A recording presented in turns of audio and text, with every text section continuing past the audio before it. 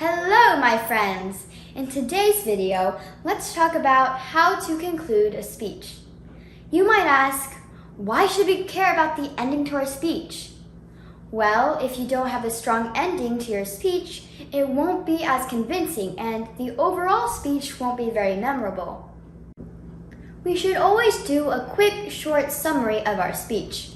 Sometimes your audience gets more and more absorbed as your speech progresses, and when your speech comes to an end, they tend to forget the beginning. We usually go through 3 steps in a speech. First, tell your audience what you are going to tell them. Then, tell them. And finally, tell them what you told them. So at the end of the speech, we remind people about the key points we made during the speech. For example, if you give a speech about why schools should allow students to free dress instead of mandate uniforms, and end it without a quick recap of your key reasons, your audience will be like, wait, what was her first reason again? Still can't remember her first reason. How about ending your speech like this? To sum it up, uniforms can be costly for families with multiple children. They promote social conformity and don't allow kids to express themselves freely. And most importantly, they fail to accommodate diverse body types. Therefore, we should abolish uniforms. That's much better, right? Still, there are ways we can make our ending more resounding and memorable. You may consider calling for action when concluding your speech. This means to encourage the audience to take action, especially when you try to convince them something is wrong and we need to fix it. Telling your audience to make the change you want to see makes your speech more meaningful. Here's an example.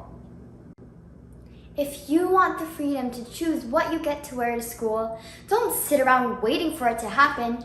We need to take matters into our own hands. You could start a petition to abolish uniforms and get everybody to sign it. Or hack into the school system and change the big math test everyone was going to take into a flashing sign that says, "Abolish uniforms!" Or not. These are just a few ideas to get you started. Imagine how happy the next generation will be if they don't have to go through the pain of uniforms. Get out there and get started on that petition or whatever crazy idea you've come up with. Oh yeah, love the math test idea. No math test? Ending with a powerful quote is also a good idea, especially in a speech where you have one main point and you elaborate on it. You can choose a quote to further emphasize your point. The quote should also be related to your speech. If you suddenly share a quote about animal cruelty at the end of a speech about school uniforms, it throws your audience off. Let's say I'm talking about how free dress promotes diversity, and I could end like this. William Sloane Coffin Jr., an American Christian clergyman and longtime peace activist, once said, "Diversity may be the hardest thing for society to live with, and perhaps the most dangerous thing for a society to live without. Diversity lets us appreciate each other's uniqueness. Think about what our lives would be like if we were all the same. So remember Mr. Coffin Jr.'s words and help students learn to cherish our differences by abolishing uniforms." Isn't that powerful and driving home the message you're trying to convey? I hope these tips will come in handy someday.